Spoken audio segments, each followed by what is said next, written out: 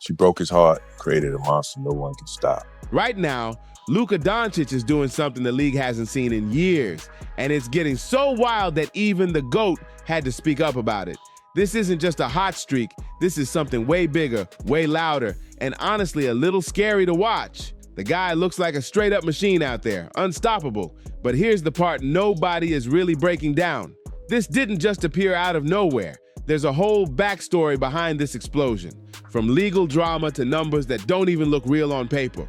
And in this video, everything is getting laid out. You need to hear the full quote from Michael Jordan because it might be one of the most serious things he's said in years. The version of Luka we're watching right now, yeah, this is not just a guy having a great season. This is someone turning the court into his personal escape because his private life is going through chaos. You can feel it in how he moves, how he reacts, how locked in he is. You can stare at the box score all day and see big numbers, but if you actually watch the games, you notice something different right away. The energy feels intense, almost like he's battling something deeper, and basketball is the only place he can release it. Remember that moment earlier where MJ said, Luka has become an unstoppable monster. Keep that locked in your mind, because that wasn't even the full statement. We'll get to the rest soon, but MJ didn't just see stats. He saw that look in Luka's eyes, that same cold focus he used to have when he felt crossed. And speaking of stats, does this even look normal to anyone? Because it doesn't. Luka is averaging 33.4 points, 8.4 assists, and 7.9 rebounds. That's leading the league, but numbers alone still don't explain what's really happening here. The real shift showed up the moment his breakup news went public, March 6th against the Pacers. That's when it clicked for me. That's when it looked like something snapped inside him. LeBron was out, the team looked shaky, and then boom, like a switch flipped, Luka went off for 44 points in just 3 quarters. He dropped 22 in the first quarter alone. He was hitting shots and staring down the bench like he had something personal with every single player out there. The vibe was intense, almost uncomfortable to watch. But here's the part that hits different. During timeouts, he wasn't even talking to his teammates. He just sat there quiet, locked into his own thoughts. You could see it on his face. Something wasn't right. This wasn't just competition. This was deeper than basketball.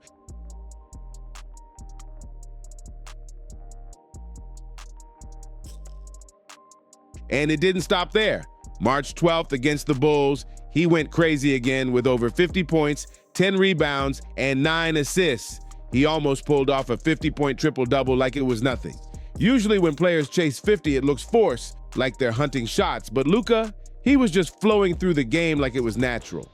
He dropped 17 in the third, added 10 more in the fourth, and the Bulls looked completely done. You could tell they just wanted the clock to run out because Luka was giving them problems all night.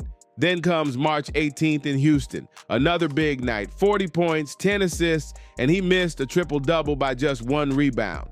At this point, it's starting to look routine, which is actually crazy. And then March 19th in Miami.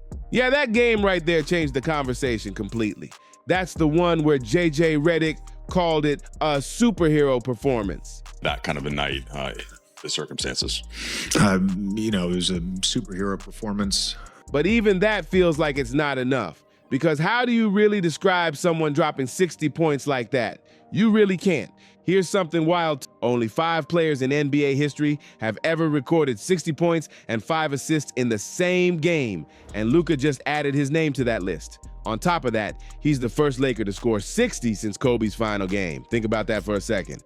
Kobe did it as a farewell moment. Luka is doing it while everything in his life is falling apart. That hits different. He's now on a streak of 9 straight 30-point wins, which is an NBA record. No MJ, no LeBron, no Kobe, just Luka. He's stacked up 250 points, 50 assists, and 50 rebounds in just 7 games. That's not just elite basketball. That's someone playing with something extra behind every move. It feels like he's taking everything he's dealing with and turning it into performance. And if you're on the court with him right now, you better be ready because he's not holding back at all. This is pressure, emotion, and talent all colliding at once. But to really understand why MJ called him unstoppable, you have to look beyond the games.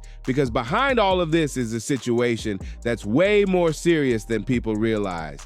While the headlines focus on his performances, there's a whole situation happening thousands of miles away in Slovenia that's shaping everything we're seeing. And it goes deep, way deeper than a normal breakup story.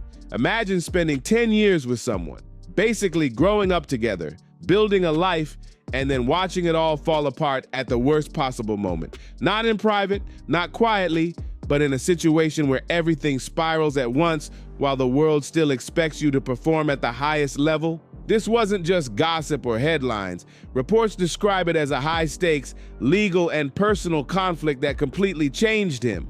The version of Luka people used to see, the lighter, happier one, feels gone right now. What we're seeing instead is colder, sharper, and way more intense. It all reportedly started on December 6, 2025. Luka had flown back to Slovenia for the birth of his second daughter, Olivia. That should have been one of the happiest moments of his life. But instead, everything went left. According to reports, authorities were called to the hospital because of a dispute about his older daughter, Gabriela. Luka wanted to bring her back to the US so he could be present in her life while playing, but his ex-fiancée said no. That situation turned into a full argument in a place that should have been about family and celebration. Just imagine that scene for a second. You're supposed to be celebrating your child being born, but instead you're dealing with stress, conflict, and outside involvement right there in the hallway. That's heavy. Luka ended up leaving alone and flying back to LA to play against the Sixers. And somehow, after going through all that, he's still putting up insane performances. That kind of mental switch is not normal. And here's another detail that adds even more weight. Reports claim that since the season started, he's only been able to see his daughters for a very limited amount of time. That kind of situation would affect anyone. So now when you watch him play, it starts to make more sense. This isn't just about chasing a ring or an MVP anymore. This looks like someone pouring everything he's dealing with into the game because it's the only place where he has control. He's playing because the basketball court is the only place where he actually has control. Everywhere else, it's stress, legal paperwork, and non-stop pressure closing in on him. But here's where things take a sharp turn. What if none of this is random? What if some of these moves were planned from the jump? Reports say Anna Maria didn't go for a simple breakup process back home. Instead, she filed for child support in California courts. That's a bold move when you think about it. Both of them are from Slovenia, and the kids are there too, but the case gets pushed into LA? That's not small thinking. That's strategy. California is known for high financial rulings in cases like this, so the location matters a lot. People are pointing out that filing there could lead to much higher payments compared to local standards in Slovenia, and here's the number that's got everyone talking. Reports claim she's asking for around $115,000 a month. That's serious money, and it's why so many people think this situation was carefully thought through. Now here's where it gets even more interesting. There are strong rumors that Luka's mom, Miriam Potterbin, stepped in to protect him financially, and people online are comparing it to that famous Hakimi situation. If you remember, Hakimi had assets structured in a way that made it difficult for claims to reach his wealth. So now people are wondering, does Luka actually own less on paper than expected? Is there a bigger plan behind the scenes to shield his money? Even Luka and Hakimi joked about it publicly, which only added more fuel to the conversation. But beyond all the money talk, there's a human side to this that hits harder than anything else. You can literally see the change in him. He used to be smiling, joking with refs, enjoying every moment on the floor. Now, that version looks gone. What's left is cold focus, sharp energy, and zero distractions, just like MJ described. In fact, Luka told reporters recently that basketball is his only piece. And honestly, that line says everything. When a superstar reaches that point, it means the game isn't just a job anymore. It's an escape. And that's exactly why Michael Jordan's statement carries so much weight now. Because when you really break it down, she broke his heart, created a monster no one can stop. MJ and Luka might have more in common than people want to admit. See, MJ never picked players randomly for his brand. He didn't just care about stats or popularity. He looked for something deeper. That extreme competitive edge. That mindset where winning isn't enough. You want to dominate and leave no doubt. When Luka joined the Jordan brand back in 2019, most people thought it was just business, tapping into a global market. But now, looking back at MJ's comments, it feels way more personal than that. He didn't just see talent, he saw a reflection of himself. That same Jordan mindset, where every game feels personal, where it's not just about beating your opponent, it's about breaking them mentally. That's what MJ built his legacy on. And now people are seeing flashes of that same energy in Luka. And here's the wild part. MJ might actually understand Luka's situation better than anyone else because he's lived through turning personal pain into unstoppable performance. Think about 1995. MJ came back to the league after dealing with one of the hardest moments of his life, and he didn't return to play it safe. He came back with intensity, with purpose, and with a level of focus that shook the entire league. Now look at Luka in 2026. It feels like history is repeating itself in a different form. He's taking all the pressure around him and channeling it into his game. Every possession looks sharper. Every move feels heavier, like there's something behind it. Jordan even suggested that Luka has found his own version of a defining challenge. Back then, it was Detroit testing MJ physically. Now for Luka, it's everything happening off the court, pushing him mentally. And somehow, that pressure is unlocking a level we haven't seen in a long time. The production, the dominance, the consistency, it's reaching historic territory again. Now here's the take that's going to get people talking. Some are starting to argue that this stretch puts Luka above even prime LeBron at his peak. Yeah, that's a big statement. But the argument is simple. LeBron had stacked teams during his biggest runs, multiple stars sharing the load. Luka right now, he's carrying a chaotic situation and still putting up unreal numbers while keeping his team near the top of the standings. That's why this moment feels different. It's not just stats, it's the circumstances around them that make this run stand out in a whole new way. While his personal life is chaotic, he didn't need a super team or a big three to drop 60. All he needed was a reason. And right now, that reason is hitting hard. That edge, that frustration, that fire, it's turning into straight dominance on the court. And here's something people are starting to notice. Even the Jordan brand is leaning into this energy. Have you checked out the details on the new Jordan Luka 5s? MJ had his team design them with a full-length zoom strobel and new isobond tech built specifically for Luka's stop and start style. That's not just a regular shoe drop. That's gear made for controlled chaos.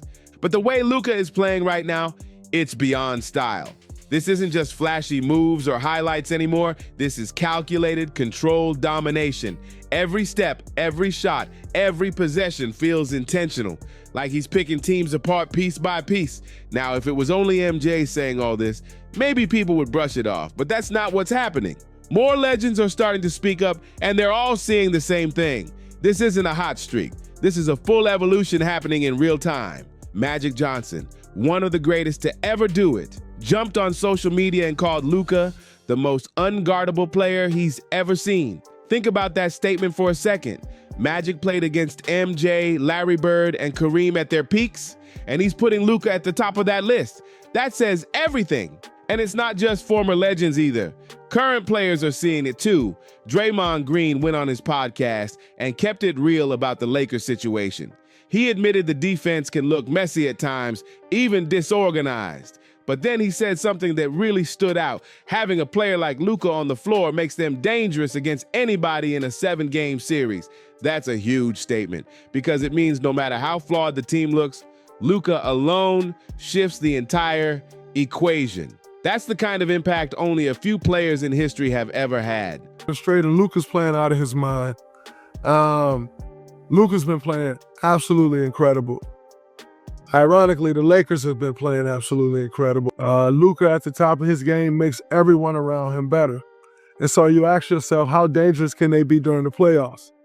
And a part of me want to say not very dangerous at all. But the other side, I mean, no better. You got Luka Dončić. But there's another side to all of this that doesn't get talked about enough. And it's not pretty. Luka is playing alongside an older LeBron James, who's clearly being careful with his energy as he gets closer to the final stretch of his career. And because of that, it's left Luka carrying more of the weight than ever before. It's created this me against everyone mindset that you can actually see during games. Watch closely. He's isolating himself more, calling his own number, sometimes even tuning out the huddle. It's like he's reached a point where trusting others doesn't come easy anymore. And that kind of pressure, that kind of isolation, it can push anyone to the edge. And that edge showed up in a serious way on March 21st during that heated moment with Goga Bitadze. This wasn't normal trash talk. Luka was visibly furious, shaking, completely locked into the moment. After the game, Luka said Goga was speaking in Serbian and making comments about his family that crossed the line. He said it for my whole family. He even shared that it hit harder because it was said in his native language, knowing officials wouldn't catch it. That changes everything. Trash talk is part of the game, sure, but bringing family into it, that's different. Especially for someone already dealing with personal struggles off the court, you can understand why that moment hit so deep. Luka has been showing how much his family means to him, even writing his daughter's names on his shoes every game. That's not for show. That's personal.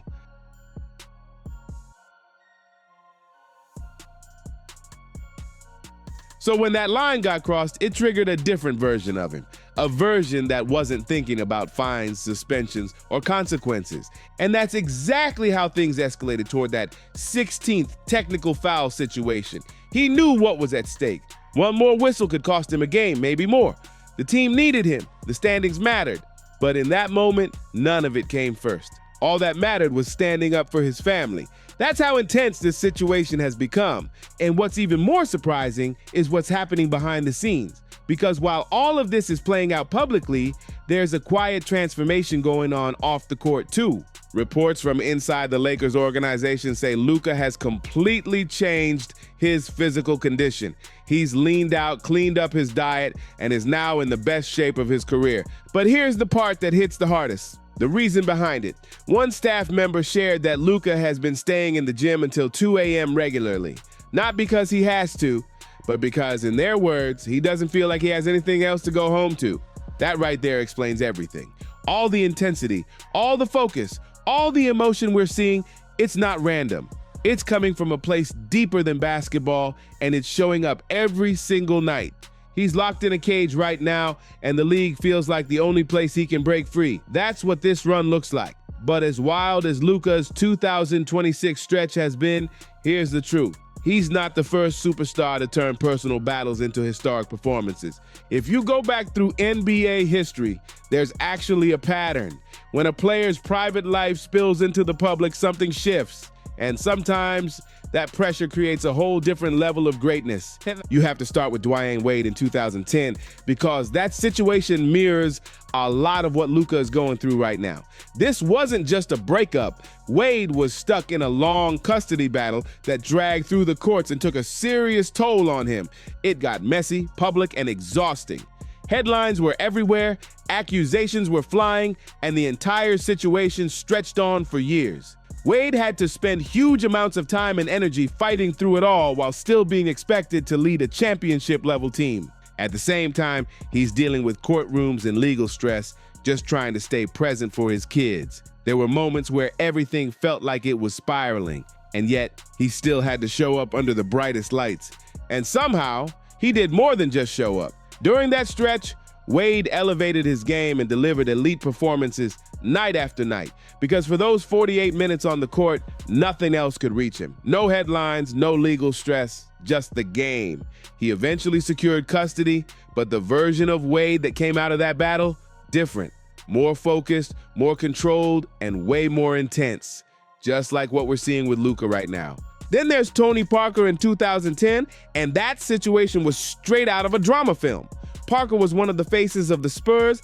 Everything looked perfect from the outside, until it didn't. His marriage to Eva Longoria ended in a very public way, with reports of inappropriate messages that shook everything around him. And to make it even more complicated, it involved someone connected to his own team circle. Now imagine walking into that locker room every day with that kind of tension hanging in the air. The pressure, the attention, the judgment, it was everywhere. Most players would let that affect their performance, no question. But Parker, he responded differently.